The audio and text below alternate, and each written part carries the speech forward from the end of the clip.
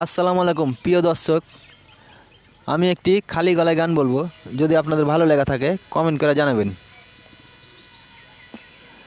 যৌবন যে কটা দিনে, সে কদিনই ভালোবেসে যাও, দুজনাতে হও একাকার, সোহাগের স্রোতে ভেসে যাও।